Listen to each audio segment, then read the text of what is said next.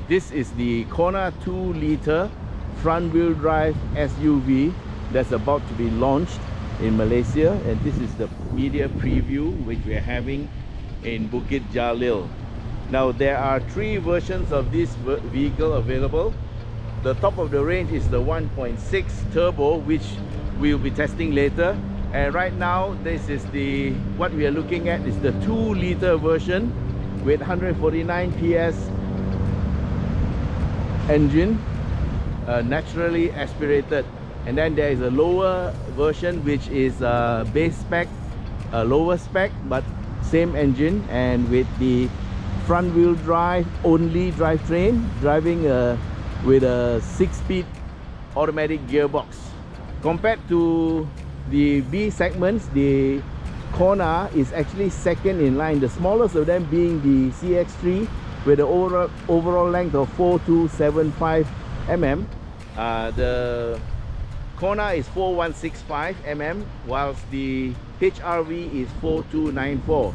Leading the class is probably the CX-30, but perhaps the CX-30 should be one class higher because that one is 4395 mm long. But in terms of wheelbase, the Kona has a 2600 wheelbase, which is 10 mm shorter than that of the HRV. Now, wheelbase refers to the distance between the center to center of the front and rear wheels. So this is a side view of the vehicle. And in terms of height, at 1550, this is lower than the HRV but higher than the CX-3 and also higher than the CX-30. What you see here are 18-inch wheels, but the lower spec comes with 17. Now in terms of looks, the Kona is a very fresh new shape, a bit angular at the rear and rounded at the same time. You can see the cladding, which is quite nice. This is what you call a silver color or gray color, and looking at it from the front, the shape is very Hyundai with the characteristic cascading grille. And yeah, somebody asked about this part here. Is actually just for decoration. Now 2-level headlights. These are the headlights at the bottom, and at the top are the daytime running lights. So it's double level, but headlights are in the middle and the fog lights are at the bottom. Overall, the car looks pretty nice. It is a refreshing new shape. You see drive mode switch, which actually this car has 3 modes. You also have hill descent control and parking sensors for this car. The lower spec only has rear parking sensors. Inside here, somehow this reminds me of the Kia Picanto, but well, it's a nice design, very neat. Hyundai calls this HMI, human machine interface. They clustered all the instruments and switches in clusters to according to the functions. Say for example, all the radio stuff is up here, aircon stuff is here, and the car control stuff is this side, something like that. And here's a look at the pedals. Of course, you know it's automatic, and so there are only 2 pedals. Later we'll be looking at the turbocharged one, and I think the interior might be slightly different. Now looking at the back, yeah, there is ample space for me. Michael will just about fit in here, I think, but I'm not sure. He's not here today. Anyway, the seats on this one look pretty nice because I like this black interior with a red striping, and the red seat belts give it a touch of class. Okay, here's a quick look at the engine. This engine is I think is the same as in the other Hyundais, but this is an Atkinson cycle 16-valve double overhead cam engine from Hyundai with a 6-speed automatic, also from Hyundai, and this features dual variable valve timing for inlet and exhaust. This is a naturally aspirated 2-liter engine with 149 horsepower and 179 Newton meters of torque. This engine is common for the two lower variants, which is the base and the mid spec variant, and they are both connected to a 6-speed automatic gearbox which drives the front wheels. We're on the way to Movenpick Hotel in somewhere near KLIA, and we're on the Hyundai Kona short preview drive. Okay, what we are in is the 2-liter version with the naturally aspirated engine, which has 149 PS and 179 Newton meters of torque, thereabouts. Okay, we have drive through a 6-speed automatic gearbox to the front wheels only, and so it's going to be a very short drive, so we won't be doing very much with it, except well, we're going to check how it drives. Okay, first impression is we are going at 90 kilometers per hour on this highway going to KLIA, and of course we are on the left lane. Suddenly it's become 4 lanes, but it'll become 3 in a while. And at 90 kilometers per hour, it's very silent. All you hear are the tires. Okay, we are fully laden with 4 passengers or 4 people in the car. We have, you can't see him, but we have Aswan Yap, we have Lisa Kwok and Angela at the back.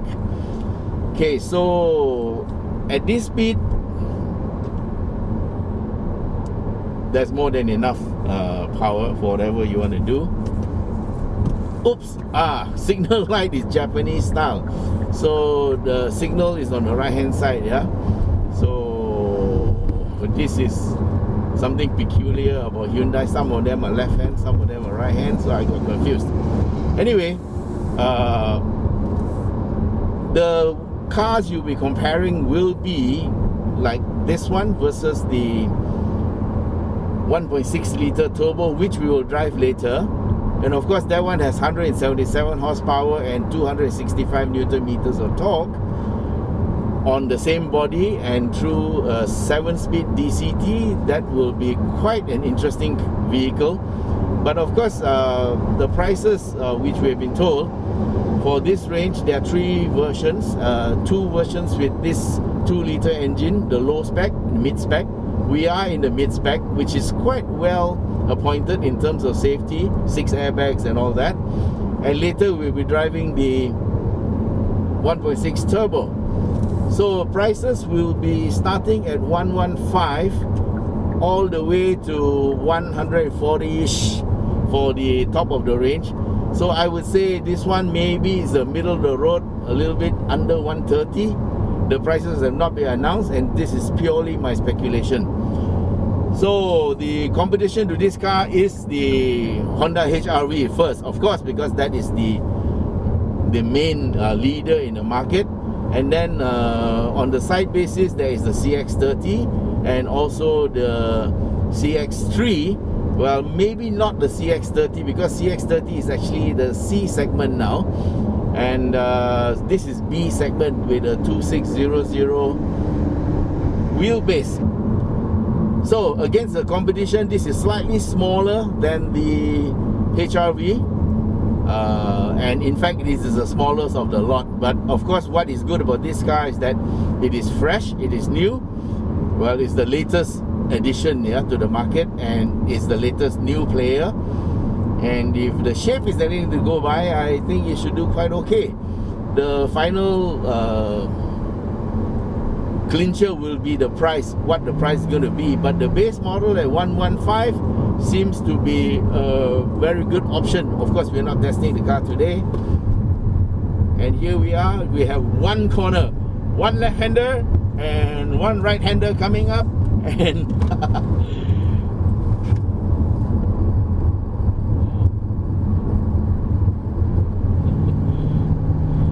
okay, that's my first time driving it, so I was just being a bit careful around the corner.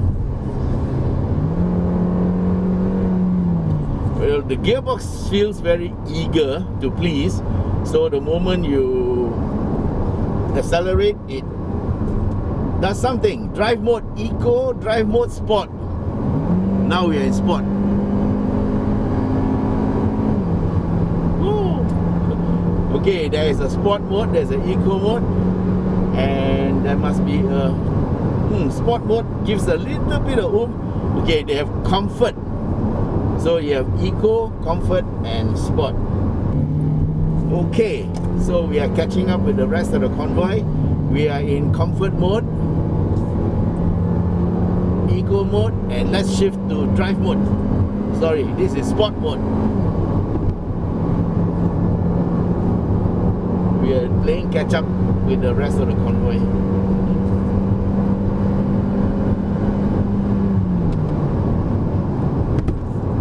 Okay, we are more or less caught up with them.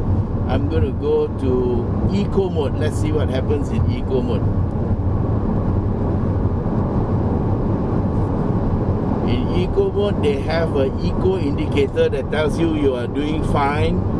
You're on eco, and I'm going to check whether they have coasting. I'm going to lift off and move to the middle lane. Okay, there's no coasting mode, so eco mode, I suppose they just do something to the tuning to make it more economical. Okay, it's not about economy now. We will go to comfort. So what does comfort mode? Do you think it does anything to the suspension? I don't think so. Okay, yeah, we don't think there's anything done to the suspension, but I think the transmission and engine tune, they might have something to do with it, and maybe the steering because it's EPS. So this is comfort mode. I don't feel any difference in the steering.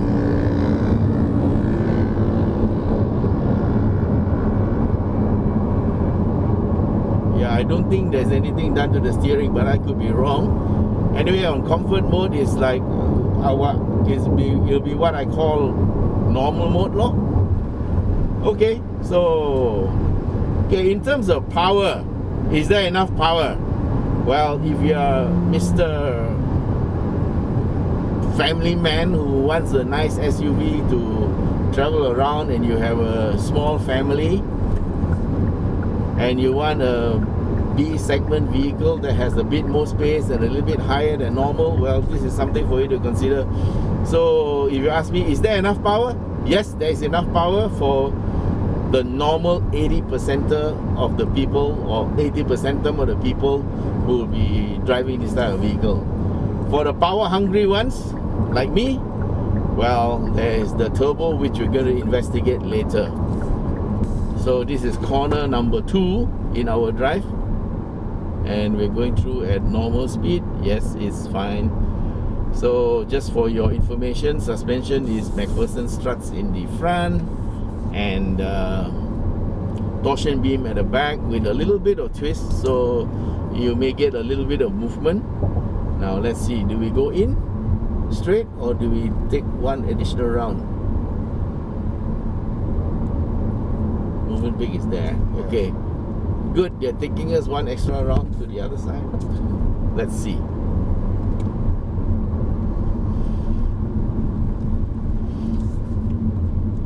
Okay, we just went over some rumble strips, and suspension is a little bit on the stiffer side of comfortable. Yeah, Lisa found it a bit soft, but that's because she drives a Land Rover.